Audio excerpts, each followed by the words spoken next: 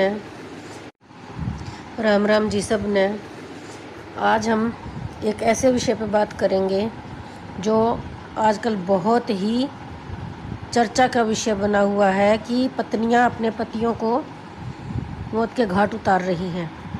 तो मैं इस बारे में यह कहना चाहती हूँ कि किसी भी पत्नी या किसी भी औरत में इतना दम नहीं है कि वो किसी पुरुष की हत्या कर दे।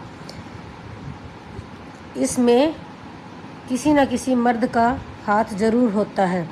ज़्यादातर आजकल जो महिलाओं के द्वारा हत्याएं की जा रही हैं, इसमें बिना किसी पुरुष की सहायता के बिना ये काम संभव ही नहीं है। मुझे नहीं लगता कि कोई अकेली महिला इस तरह के कांड को अंजाम दे सकती है या उसके अंदर इतना हौसला, इतनी ताकत है कि वो किसी पुरुष की हत्या कर सके। जो औरत एक चूहे को नहीं मार सकती, वो किसी पुरुष की हत्या कैसे कर सकती है। जैसे ये रवीना राव का आ रहा है सामने कि इसने अपनी पति की हत्या कर दी, तो ये कैसे संभव हो सकता है? कैसे हत्या कर दी? अगर इसके साथ किसी आदमी का हाथ नहीं होता तो इसने, जैसा कि इसके माँ बाप ने बताया, पिछले 10 साल से ये अत्याचार सहन कर रही थी अपने पति के। अगर उसने ऐसा ही कुछ करना होता तो 10 साल तक क्यों ये इस तरह के अत्याचार सहन करती।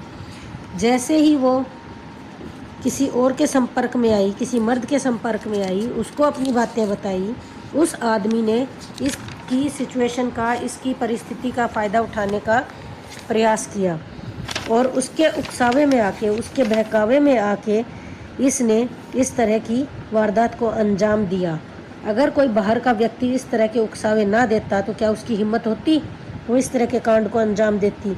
बिना किसी मर्द के सपोर्ट के वह इस तरह के कृत्य को अंजाम देने की सोच भी नहीं सकती।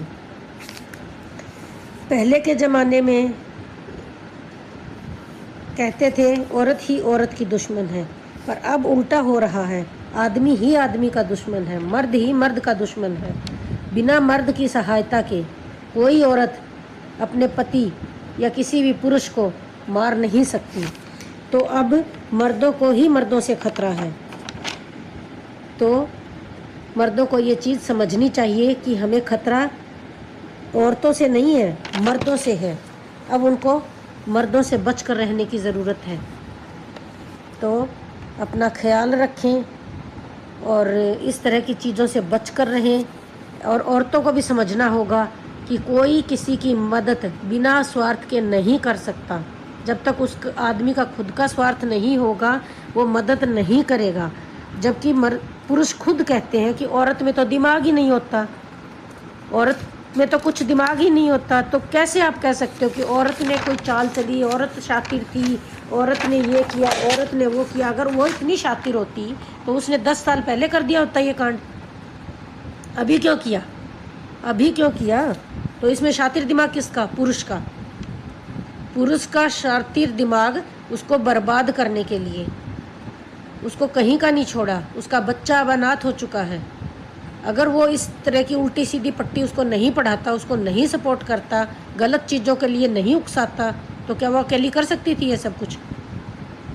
तो ये कहना कि महिलाएं ये सब कुछ कर रही हैं, महिलाएं इस तरह के कांड कर रही हैं, मैं तो कहती हूँ महिलाओं को भी समझने की ज़रूरत है, सतर्क होने की ज़रूरत है कि वो इस तरह के पुरुषों के बहकावे में ना आए और ना खुद की ज़िंदगी को बर्बाद करें और बच के रहें ऐसे लोगों से।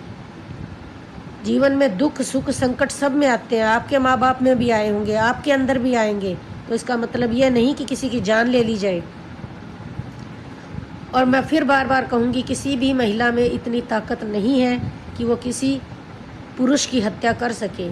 बिना पुरुष की सहायता, बिना उसके उकसाए, बिना उसके सपोर्ट के, बिना उसके सहायता के वो इस तरह के कांड कर ही नहीं सकती कोई भी महिला। तो ये इस तरह की गंदी घिनौनी मानसिकता वाले पुरुषों का काम है जो ऐसी औरतों को ढूंढते हैं जो परेशान हो, दुखी हो, जिनको किसी की सहायता की ज़रूरत हो, और फिर वो उसका पूरा फ़ायदा उठाते हैं, पूरा उल्लू मर्द बनाते हैं, औरत नहीं बनाती। ये मर्दों की ही कई बात मैं बोल रही हूँ कि औरत में दिमाग नहीं होता, तो फिर वो अपनी ही बात को ना जुटलाएं कि उसने किसी मर्द को उल्लू बनाया और इस तरह के कांड करवाए। इसमें 100% उस तरह की गंदी घिनौनी मानसिकता वाले मर्द ही दोषी हैं।